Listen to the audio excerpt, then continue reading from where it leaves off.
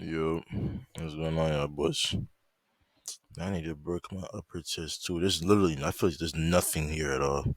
That's crazy. Today we're gonna to how to beat the FACELESS hospital staff in the DISQUIET. I don't want to know it explains. I had a vid that was posted yesterday, but that shit got blocked, so I couldn't even put that shit up. I'm sorry for that. It's just 480. If you woke up in the hospital after a car accident put you in a coma, only to discover the hospital is staffed by terrifying faceless demons, what would you do? Sam is a tech entrepreneur with a loving and supporting wife, currently pregnant with their firstborn child. His workaholic habits cause him to wind up on the receiving end of a drunk driver's pickup truck. However, what awaits him in the hospital is far worse of a nightmare. I'm going to break down the mistakes made, what you should do, and how to beat the faceless hospital staff in Disquiet. We start out following Sam, a loving father and husband who gets himself into a nasty car crash. We're not given much info yet at this point, but we can see from how he's being carried into the hospital, he probably suffered some pretty serious injuries, as well as a concussion. He's probably gonna need some serious medical attention, but judging by how he's still pretty much all there and conscious, I'd say his odds are about 50-50. We cut to black as Sam is wheeled into the OR. Sam wakes up in the hospital from a coma. He pulls out his breathing tube, which I generally say is a terrible idea, and is immediately treated to some 28 days later with the seemingly empty hospital. He's clearly suffered a head injury. Before he can even think of his next move, the old patient next to him suddenly attacks him and tries to choke him out. Nice. Welcome back to the land of the living. Here's Budget Saruman and a... You're getting picked up and thrown across the room. Bro, that type of shit would get me so fucking mad. You don't understand. I know I got a head concussion, took the breathing tube out and everything. Probably made it worse. But bro, I'm thinking to myself, the fuck? Oh nah. I'm throwing buddy across the room like a fucking football. Get out of my gut. Get out of here, bro. Like, what are you doing, bitch? A violent, demented fit of rage as your welcome gift. Seriously, either they knowingly left an old geezer with violent tendencies next to your comatose body the entire time, or something's off here. He manages to push him off just before it looks like he'll be going night-night from the choking, and gives him the hospital sanitized equivalent of the toilet tank lid to the cranial. That's what you get, Saruman. Now go back to Isengard. Sam screams for help in the hallway, and somehow there's like zero medical staff around, nor anyone responding to what is a super loud altercation between two patients in what I suppose is the ICU, meaning there should certainly be people around.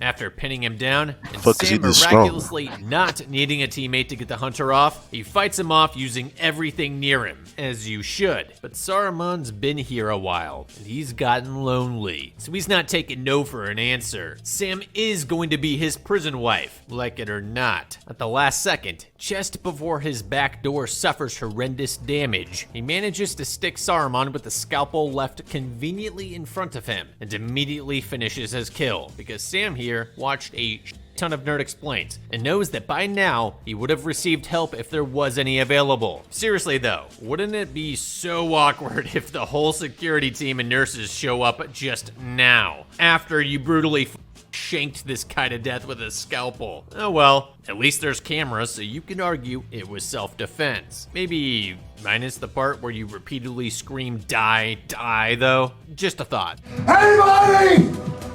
Help! He screams for help, and it definitely gives off a weird vibe.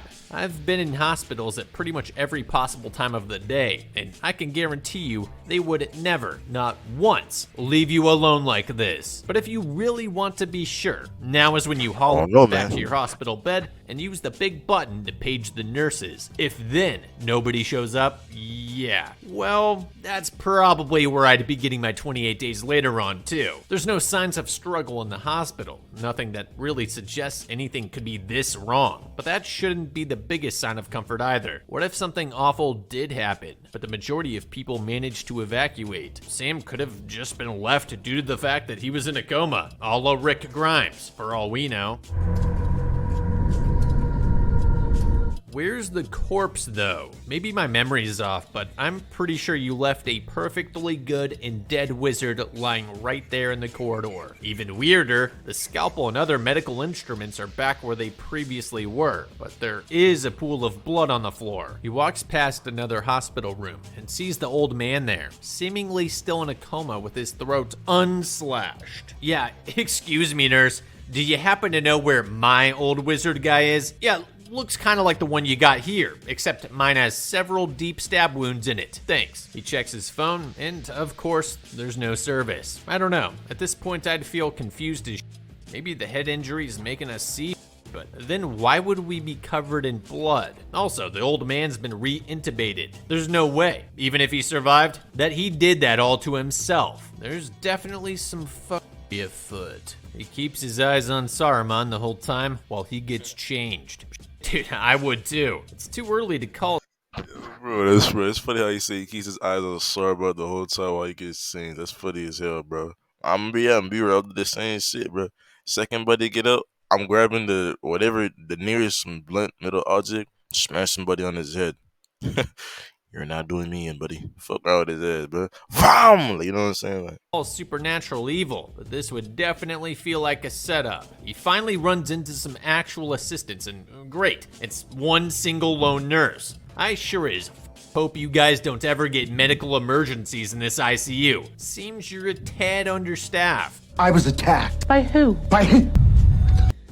Okay, this. Either we're seriously losing it, or something's up. See, the problem I'd have in this situation is that I'd trust my own instincts far too hard, which makes sense considering what I do for work. This would either save me if I'm right, or end really, really badly if I'm just slashing up people due to hallucinations caused by a head injury. But I think I'd take my chances here. This would be far too vivid a hallucination to just happen. What about the blood on his gown? I'd show that to Nurse Betty here and ask her to explain that. It was initially still there when Saruman teleported back to his bed. It only stands to reason it would still be there moments later, before he can realize the old man's gone. The nurse is too. Right about now is when I would seriously start questioning if I'm losing my grip on reality, or if we're just about to be in some deep no way. Yup, that sounds about right. He bolts down toward the elevator, trying to keep it together. For f***'s sake, man, don't turn your back to exposed and empty hallways. Take a couple steps back in case Saruman's in the elevator, but not enough that you can't quickly jump in if he's not. Resting your head against it is just asking to be grabbed by someone from the elevator, or to be attacked from behind, or both. hey, come on, man. I'm alert now. Come on now. Come on, Bill. Like, come on, like, you know what I'm saying? Like, I'm ready. The thing is, he's an old man. How are we losing? Come on now. Yeah, kind of like that. Saruman sprints toward him. As is usual, he makes it behind closed elevator doors with seconds to spare. How lucky. And totally not unlikely to happen in real life. He falls back first into the elevator, which luckily for him, wasn't used to ambush him. Except it stops. Oh no. One of the ceiling panes just above him gets knocked loose, revealing Saruman is still on his tail. Did we agree to date him and then ghost him due to the coma or something? Sam does the wise thing here, grabs a suitable weapon from nearby, but luckily, Saruman leaves him alone. For now.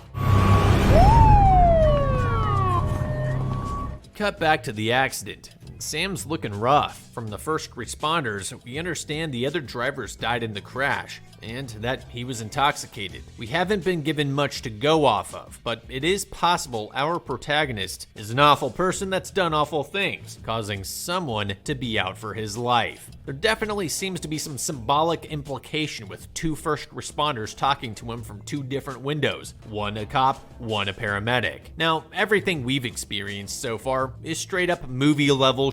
Let's be real. In real life, the character has seen so many movies throughout his life, maybe even some Nerd Explains, and he's well aware something is off, and it currently looks like something supernatural is messing with him, especially judging by how Saruman was clawing his way into the elevator from the shaft with seemingly superhuman strength. Anything to look beautiful. And yeah, how the hell did he just teleport from he went from being in front of the man to all of a sudden on the roof of my elevator?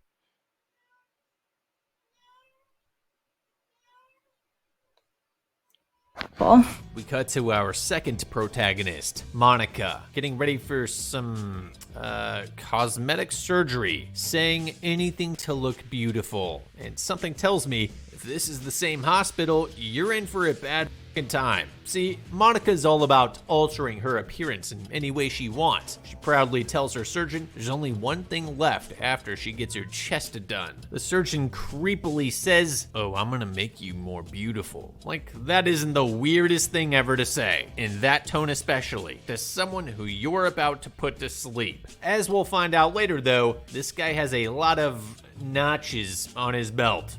That's all I'll say. They put her to sleep for the procedure, as is normal, except she suddenly sees that the medical staff that was treating her just moments ago are now faceless monsters, moments before she loses consciousness. She wakes up with nothing really have changed around her. The medical staff all vanished, similar to Sam's case. She removes the mask that they used to put her to sleep before it goes from 0 to 60 really fast.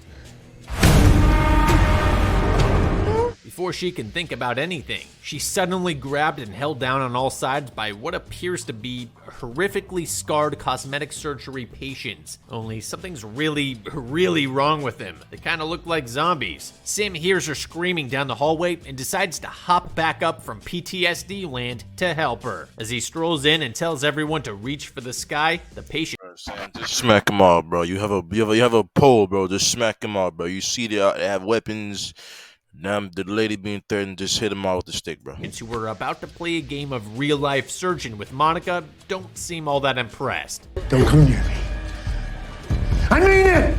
Bimbo number 1 calls his bluff and pretty much makes him her bitch instantly with the scalpel, only to immediately stop giving a damn about protecting her face half a millisecond later. Don't you come near me. Yeah, dude, we saw how seriously they took your first threat. Let's face it, you're clearly not that guy, and they know it. Monica tries to hide in a corner, lending some credibility to the myths around Botox leaking into your brains, before Sam tells her to run. Can't say I disagree. Theoretically, the play here is just to break contact as fast as possible, run to a better, more easily fortifiable room and barricade it for now. At least to get her bearings straight. Swap stories of how we both ended up here. Tried to work out where to go from there. Sure, the first bimbo went down easily, but something should be telling you by now that it's likely something similar to your very own Saruman experience, and that they will just keep coming no matter what you do. A barricade may therefore also not do but it's worth a try at least. It sure as beats fighting yourself to exhaustion repeatedly versus adversaries that clearly do not back down. Sam seems to have some kind of telepathic connection with me, as this is exactly what they do. After some obligatory talk, even barricading the door to the room that they were just in to slow their attackers. This guy is definitely a Nerd Explained subscriber. 10 out of 10.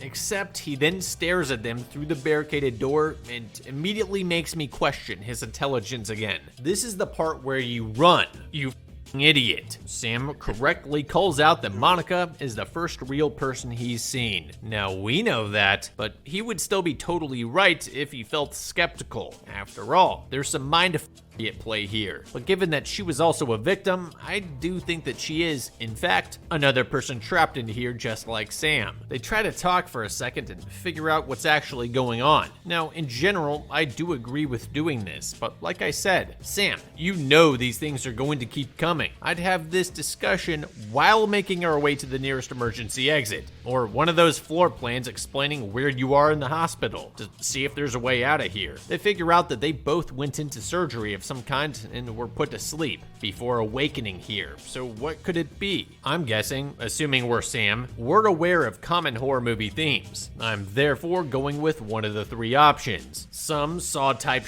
wherein someone with an axe to grind with us wants us dead. Someone has kidnapped us for some kind of experiment. I mean, 9 times out of 10, bro, if you're a drunk driver, bro, they say he was intoxicated, so he probably killed someone, and they're probably after him now.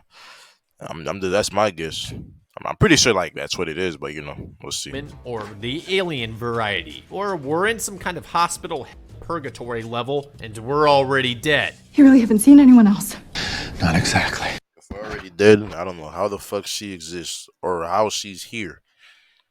You know what I'm saying? I think the whole purgatory hell shit is your own. You're in your own. You feel me? No one else is with you. Yeah, you're dead and everything, but you're essentially in your own. Sam tells Monica that they're not exactly alone, basically explaining that it's them against, well, something very, very OP. Monica wants to get to the elevator, and Sam gets a little too aggressive in pointing out that it is a bad idea because Saruman will attack them. Here's a crazy idea. If you're already stopping to talk all this out, maybe just tell her exactly the details of your altercation, including that Saruman resurrected from the dead, teleported, and that he had the mountain's muscle, and that he— I'm sorry, bro. I can't get over the fact that he said Saruman, bro. That's funny as hell. Teleported and mountain muscle. That's why I like that sense, bro. Larry explains, bro. He's funny. He was literally ripping off ceiling panels with his bare hands in the elevator. I know it's likely going to freak her the f out, but what do you stand to gain by not laying bare the full scope of what we're up against? If you don't give her all the info, she's useless to you because she's underprepared for Saruman reviving if you have to fight him again, which is highly likely. Giving her nothing more than, trust me bro, we gotta keep moving, they agree to GTFO some other way. Presuming that this hospital functions like any other, I would suggest the security office. Not only is there some chance of finding useful items there, maybe even some non-lethal weaponry, but there should likely be plans and information about the facility there, maybe even some way to contact the outside world. In any case, finding something to arm up with should be a priority at this point. The one thing that's certain, more than anything else right now, that you can be sure about is that you're going to be fighting Saruman and the bimbos at least one more time. The fact that you're strolling through the hallway without any problem means you've kept them at bay successfully for a moment, something which you will regret not appreciating more. Use that time to grab literally anything, even if it's just a load of scalpels to use as throwing knives and or shanks from the nurse's station. Literally anything. Ideally, you'd be able to manufacture some ranged weapons from some of the scalpels, as range equals safety. They check the phones, and of course, those are dead. But they do immediately check the floor plan to figure out the best way out of this mess. It's a zombie apocalypse, isn't it? Now that is an accurately written character right there, and pretty much exactly where my mind would be now too. However, Sam points out that Saruman basically teleported, came back to life, hooked himself up and off machines, basically telling her about his superpowers like I initially suggested. Better late than never, knowing the threat at hand is so underrated.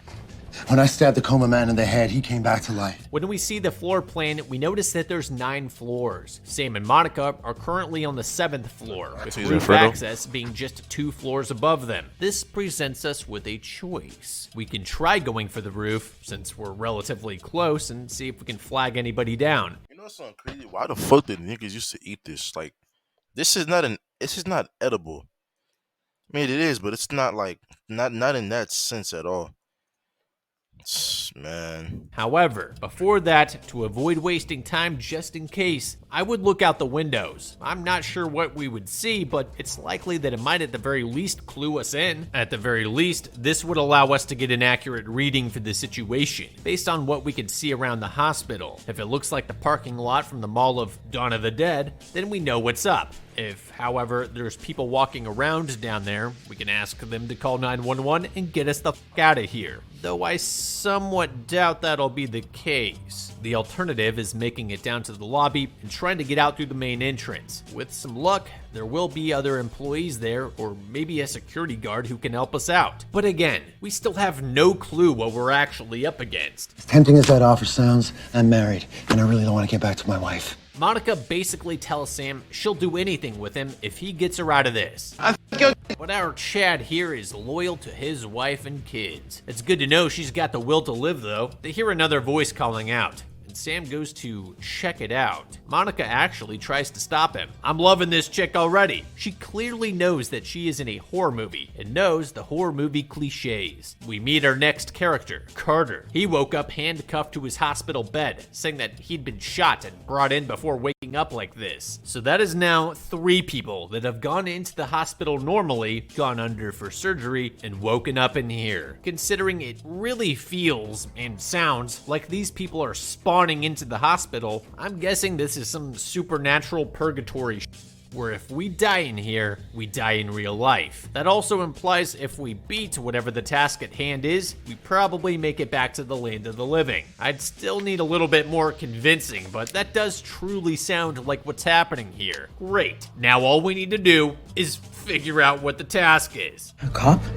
No, we are not helping him. From movies to folklore to religious texts, one thing we know about spirits lingering is they usually don't understand or cannot accept what's happening to them, or they have some kind of unfinished business. It could be that Carter got shot for something he didn't do and doesn't understand why he died, that Sam went into a coma after his accident and died, and that Monica died due to some complications with her cosmetic surgical procedure that was totally unexpected. This implies we're in some Sixth Sense Bruce Willis type, meaning we either need to resolve each character's unfinished business or make them realize that they've died to help them move on. Monica doesn't like the idea of teaming up, thinking Carter's a criminal. In general, if for whatever reason someone is shot by the police and brought to a hospital for medical treatment, cuffing them might just be a procedure they follow. It could also be negligence, as the flashback does make it seem like Carter got dropped by a cop for no reason. Honestly, it doesn't even matter. What's worse, a random guy who may or may not have robbed a grocery store, or freaking undead supernatural bimbos, and a coma patient who's literally invincible. I'd say the more people we have on our team, the better, even if for the sole purpose of having more bodies to sacrifice to make a quick getaway, should we get cornered. I'm really glad they all Fuck was that, bruh?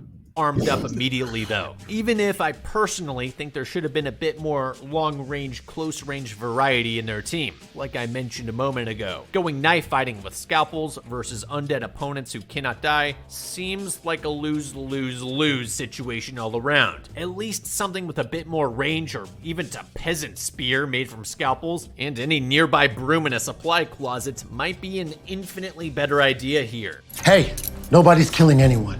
Yeah, nah dude, something tells me plenty of killing is about to go down. It just might not be you 3 doing the killing. And there you have it. For whatever reasons, even though Sam stressed earlier that elevators are bad ideas, they've gone there anyway instead of taking the stairs. Come to think of it, why is Sam making the decisions? He's literally the only one of you 3 that has literal brain damage due to a head injury. No he'd guide you back to the elevator in that case. He probably doesn't even remember telling Monica literally 2 minutes ago why that's a bad idea. In stereotypical fashion, they try to press the elevator button a million times, as if that'll make it show up any faster, just as the bimbos do some weird zombie crawl running toward them.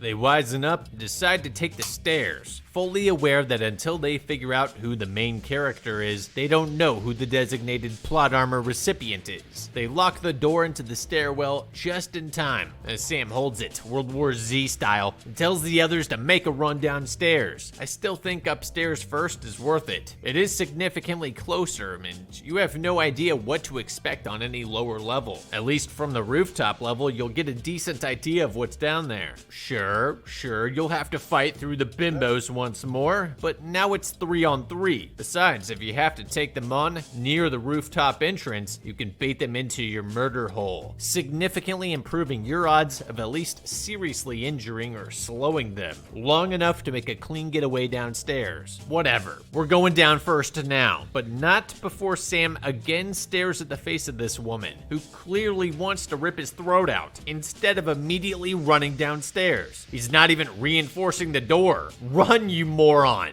I mean, I get the lady is drop dead gorgeous and all, even for an undead assassin, but she's not looking for a boyfriend.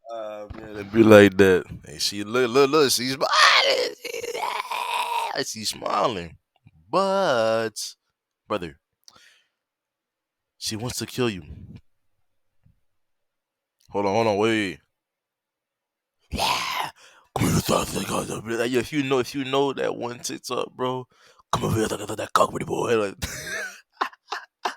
that's literally what she is, bro. No, that's funny, man. That's literally what like she you is. said, you're married, so do your wife a favor and I'm not alive.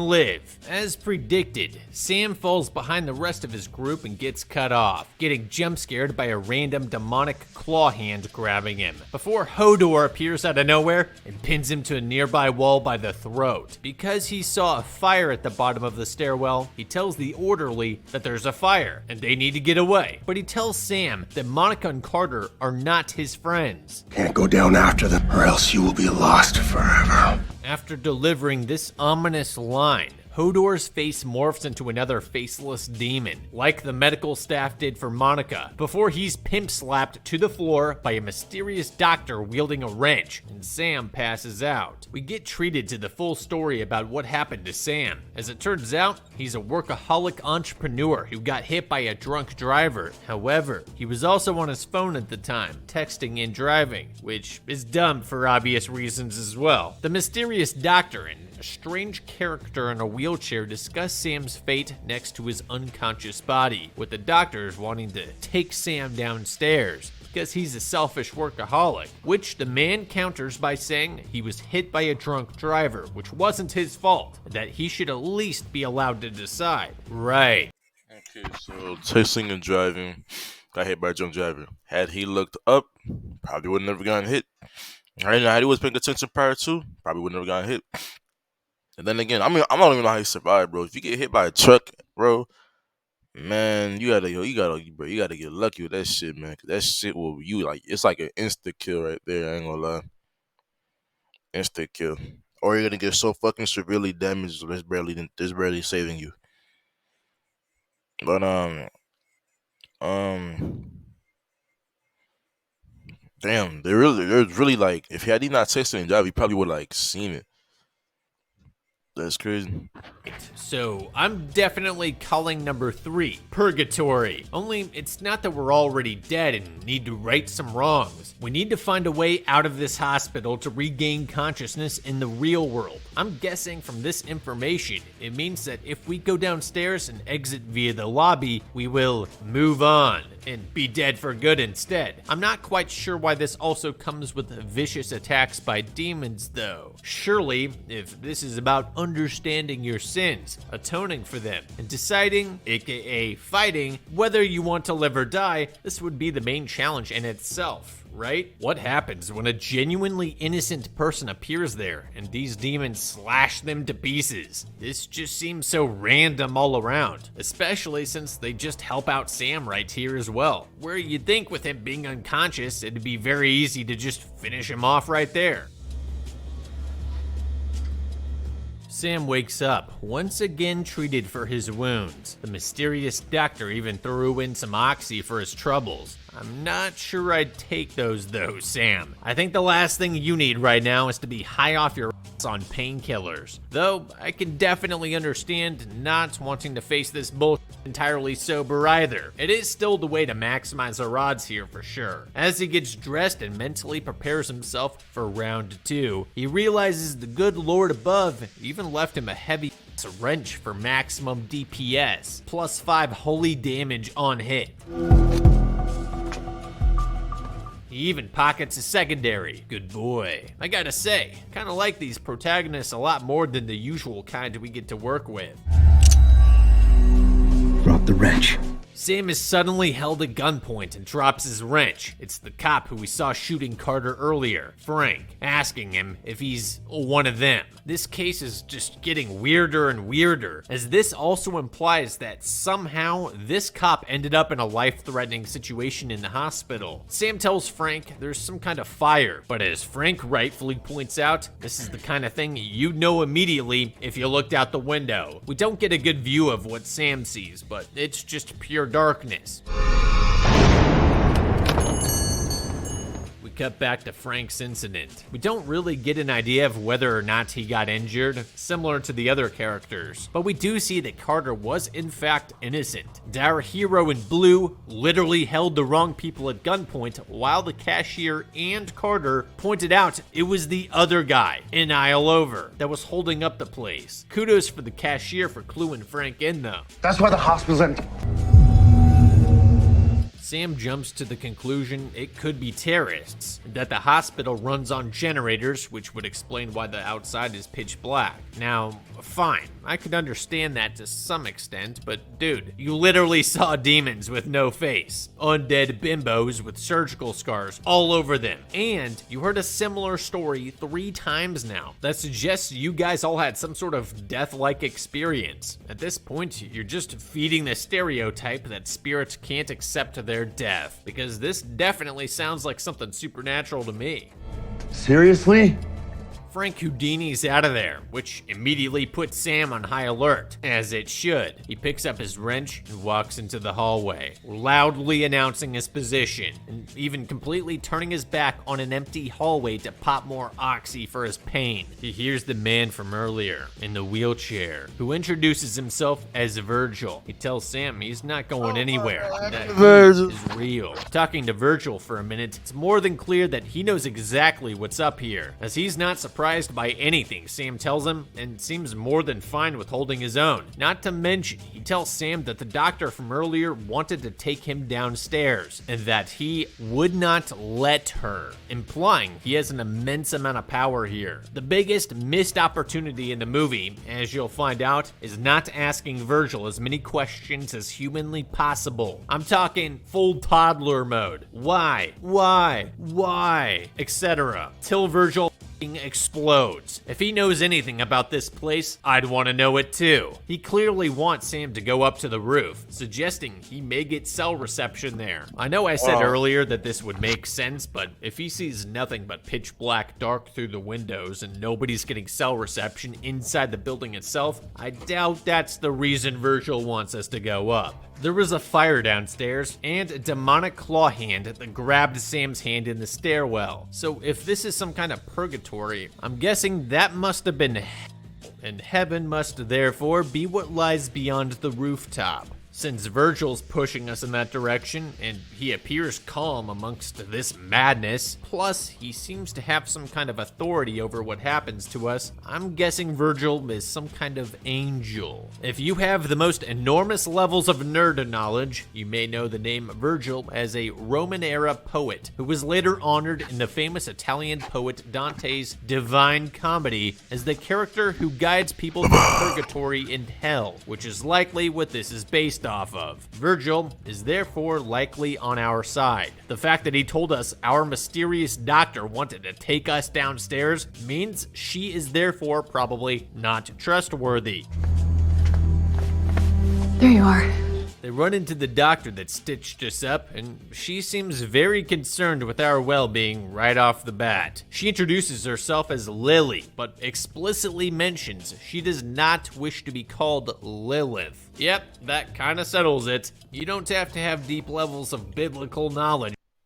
Hey, nobody said nothing about Lilith. We know she's evil now. Nobody said anything about that.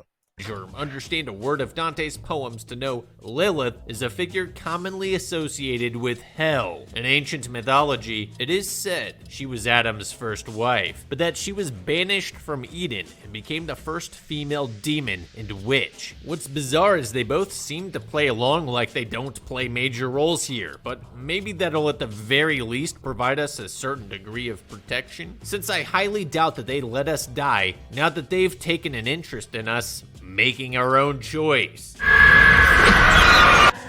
No, shooting first. They rightfully decide to focus on GTFOing instead of asking a million questions, with Lily still constantly pushing the idea of making it downstairs. Sam tells her the place was definitely on fire, to which she responds, Then let's hope the elevator still works.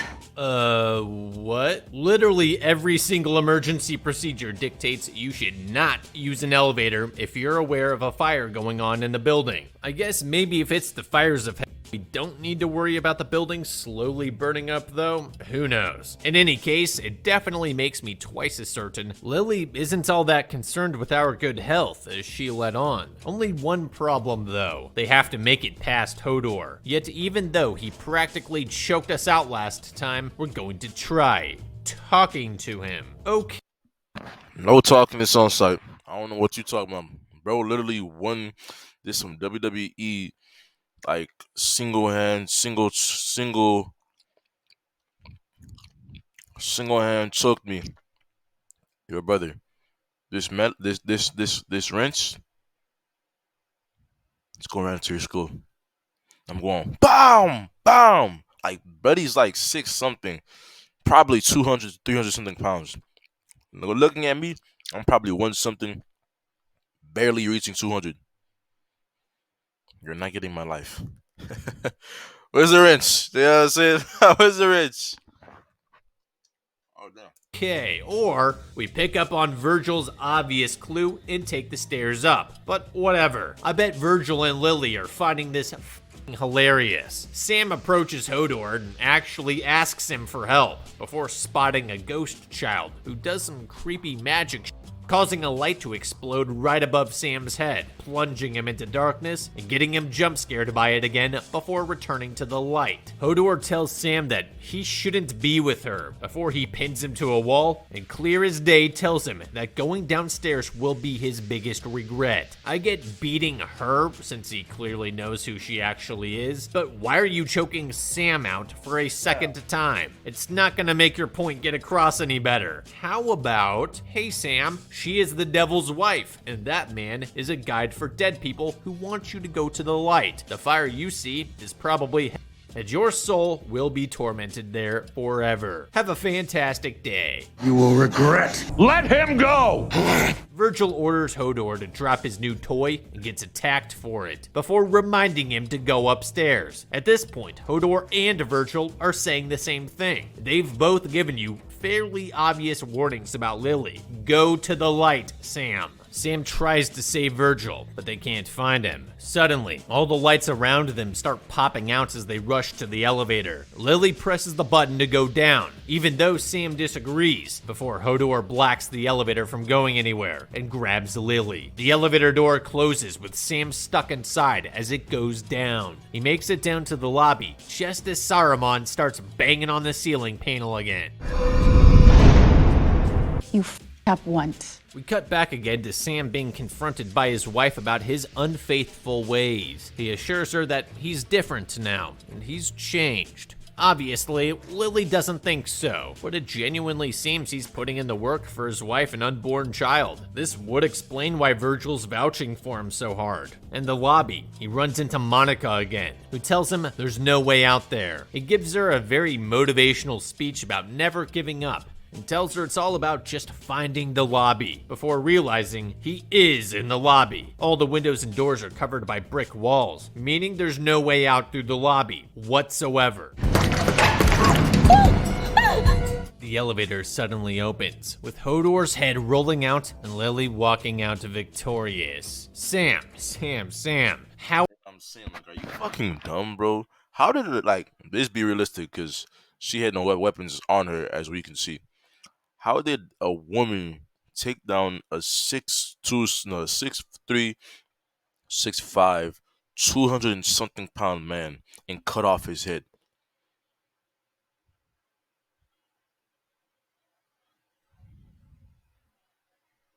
Come on, bro. Let's be real. Alright, let's be real, man. And she has no blood, no nothing on her person, no injuries, no nothing. Come on, bro. How are you not getting it yet? Do you honestly believe this 7 foot, 250 You like, hey, yo, come on.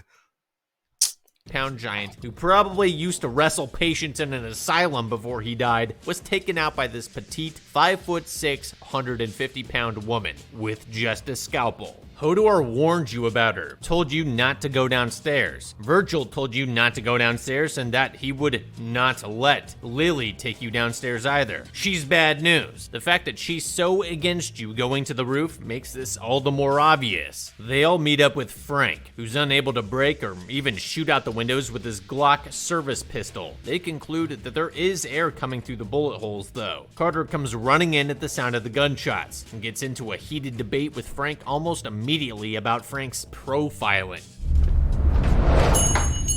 We see the second part of Carter Frank's flashback and figure out that Frank's misidentification of the target allowed the actual perp to get away with unloading a half a dozen shots into Frank, as well as the innocent lady he was standing next to. Carter bolted, though the threat was neutralized, and he 100% could have just stuck around and waited for help to arrive, and took several warning shots in the back for his attempt. There's a lot wrong with that, but that's not gonna help us here. We've got souls to save. They establish a temporary ceasefire and decide to work together. It is zombie apocalypse rules though. You need to drop all that before and work on survival as a team. Trying to make sense of it with a larger group of people this time, Sam again finds common ground between them, namely that they all received medical attention, therefore meds, meaning they might all be hallucinating from drugs.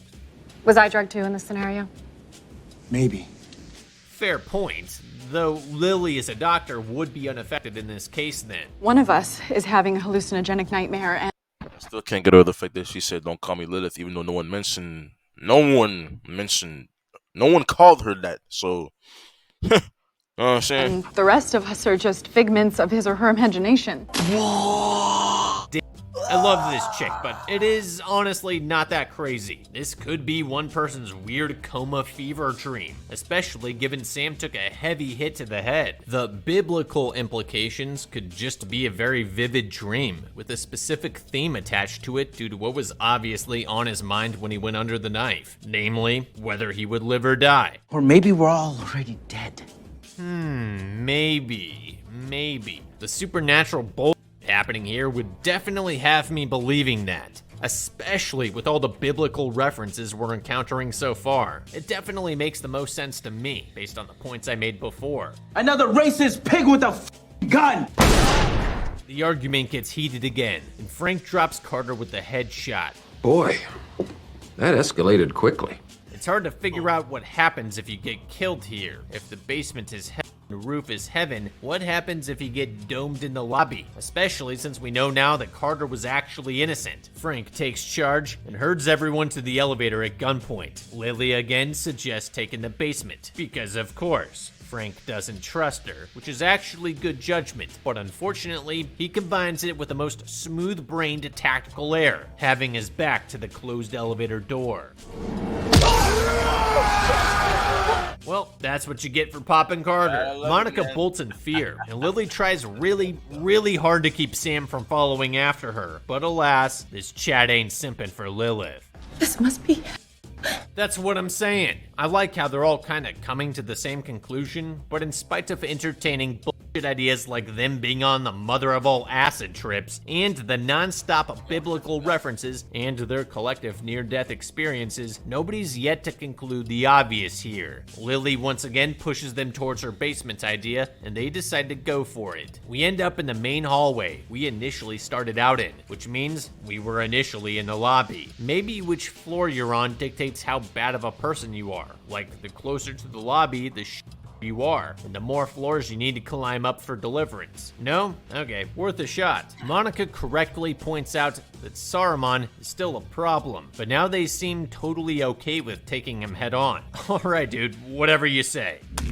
You know, too many of those pills can cause hallucinations. Yeah, Dr. Lily, I don't think the oxy's what's killing people around me though. They press the button down to the basement, and they start walking towards the supposed parking garage Lily's leading them towards. Oh, and the morgue. Monica decides to wander in. I'm not sure what you stand to gain from this, but it leads to an development in the plot. There's no incisions. No scars. Monica checks out her physical enhancements in the mirror and notices You see where you are right now?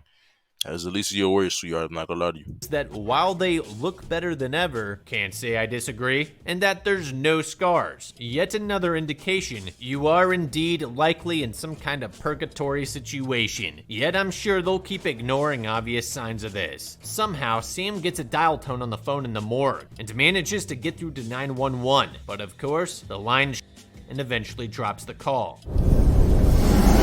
Sam? All the bodies in the morgue sit up like they'd just been given a command by the Night King in Game of Thrones. It's the innocent girl and mugger from Carter Frank's flashback, as well as the drunk driver that hit Sam. That mugger is not innocent. The drunk driver, I'm not gonna lie. Ah, man. Like, do you... I'm not... Whatever attacked me in that elevator is dead. Frank suddenly shows up, claiming to have killed whatever grabbed him in the elevator. Oh, no, he's Clearly, alive. killing it doesn't do but okay, dude. He concludes something's because his earlier gunshot wound is now completely gone. The distrust against Lily is totally on point. It's a shame Frank's a piece of Otherwise, he could have been very useful here. Not that it's gonna matter here in a second, as Lily's barely trying to hide it anymore. And there it is. If that's what's going on here, and this is the fire we saw earlier, we now have a mountain of evidence to suggest that this is especially since those bodies in the morgue were clearly relevant to our individual cases as well. At this point, Sam can't seriously be so naive anymore. Or maybe he's just under Lilith's charm. I don't even know. Frank decides to go for it. Monica wants to follow, but she's clearly hesitant, and so is Sam. What's funny to me here is that Frank clearly did not trust Lily, but he still walks towards literal fire in the direction the woman he does not trust is telling him is his way out. Sure, bro. After a lot of pushy behavior, Lily convinces Sam and Monica to follow Frank. Until... Carter comes sprinting at Frank and gets payback for the headshot he had to take earlier. After delivering a couple of mini shanks, he fails to land the follow-through. They wind up wrestling for control of his service pistol. Carter does well, keeping all his attention focused on Frank's gun-wielding wrist, but he eventually loses control due to Frank's obvious physical advantage and police training. It takes a few more rounds to the abdomen and chest. Just as Frank's about to celebrate his victory, we hear a loud roar before Frank is yoinked into the flames, which I'm interpreting as him having committed so much sin at this point, he straight up earned his spot in hell. I couldn't agree more. Carter's body vanishes, just as the elevator starts moving towards them. Lily once again tries to persuade Sam to leave Monica, who's balled up in the corner, understandably overwhelmed by the situation, but he just won't budge. The exit. Finally, Lily's had enough of how hard Sam's making her work for it and reveals her final form. But guess who's here to save the day? Make that two ways. Virgil reminds Sam he has two options. Sam tries to keep Monica going and reminds her not to give up. She apologizes for everything she's done to him and is dragged off to the flames of as well. No! Why'd they have to do my girl like that? I really liked her. She had a great personality. No, seriously, she was hilarious. R.I.P. Sam finally seems to get it and hops into the elevator with Virgil, going up this time as he was initially told. I guess Virgil finally got sick of Lilith playing for side rather than letting this be a truly neutral experience, so he decided to take matters into his own hands, as Sam's now proven to have his heart in the right place. It isn't or heaven or anywhere in between. We're in the same place. As Sam starts to get discouraged from ending up in the same place again, Virgil reminds him it is the other elevator that leads to the roof. Come on, Sam. He's doing all the work for you at this point. Let's get the f*** here. Attaboy. Sam hears the cries of a baby, which I guess insinuates that this also happens to babies, which sounds horrible. Sam suddenly sees an apparition of his wife with their newborn baby girl. I've never left. Follow the signs. Or use your GPS. His wife tells him to come back to his family and to follow the signs. Who are you, Virgil? Virgil finally comes clean about what this place is and explains that this is in fact something of purgatory or limbo, meaning this is where people go who are dead, but have not yet moved on to either end of the beyond. Virgil is a guide, and as is Lily, and as previously said. I was gonna say, cause you get hit by a truck, bro. A 4-wheeler, you're not surviving that shit, man. Like 9 times out of 10, people never survive getting hit by them shits, bro. That's like either instant fatality, you die on your way to the hospital, you die in the hospital. So it's like, you know what I'm saying? I didn't think it was alive either, I'm not gonna lie. Suggested, Virgil's more neutral, while Lily's obviously working for the bad guys. We relive all the scenes of our protagonists leading up to their near-death experiences, and see that Virgil and Lily have been there all along, playing their parts for both good and evil. Let's try and get you out of here. Sam now gets it. They start making their way to the north elevator to get to the roof. That's not good. Yup, ghost girls with their backs towards us are major red flags. Virgil talks Sam into approaching her though, and honestly, I wholeheartedly expected a massive jump scare here, but instead, we get a wholesome moment. Help me, Obi-Wan Kenobi. You're my only hope. They all enter the elevator together, but unfortunately, Saruman isn't done with them yet. This time, he even makes it into the elevator and brutally attacks Sam. It's 3v1, but Virgil's wheelchair bound and the little girl is... Ain't no 3v1, he's a little girl and an old man in a wheelchair. 3v1 is crazy. Bro, Sauron, I'm punching bro right in the temple, he's never getting back up, bro. Simple as that. I'm gonna be on some Captain Falcon shit. Captain Punch! Well, a little girl. So realistically, this is 1v1. Sam tackles Saruman out of the elevator and brutally shanks him through the rib cage. He counts the little girl down and she bolts for the roof access. Just as he's debating to follow her, Saruman jumps on his back and returns the shank, launching them back into reality? He's fighting Saruman in the real world when Nurse Betty seemingly drags him back into purgatory, telling him there's no up or down, just purgatory, because he's on life support and comatose. In the real world, they're working to resuscitate Sam as he's experiencing cardiac arrest. We cut back to the earlier parts of the movie and notice that the light bulbs bursting around him earlier were actually sparks meant to represent the defib unit shocking his heart. I'm the common man.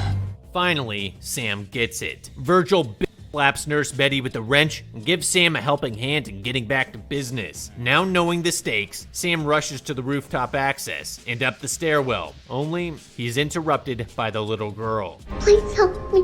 He just can't bring himself to leave her, so he lifts her spirits and sends her up the stairs, one motivational speech at a time. Lily grabs him and once more tries to persuade him to go to the basement instead. All right, lady, listen here. I said no. Okay, so we just seen her true demon form and we're still listening. Me personally, bro, I'm kicking a Lily right in the chest, running up with the girl, and going to heaven. I don't know what we're waiting for, bro. There were literally 2 instances in which we saw the demon within her and saw that she was evil. The fuck is we waiting for, buddy?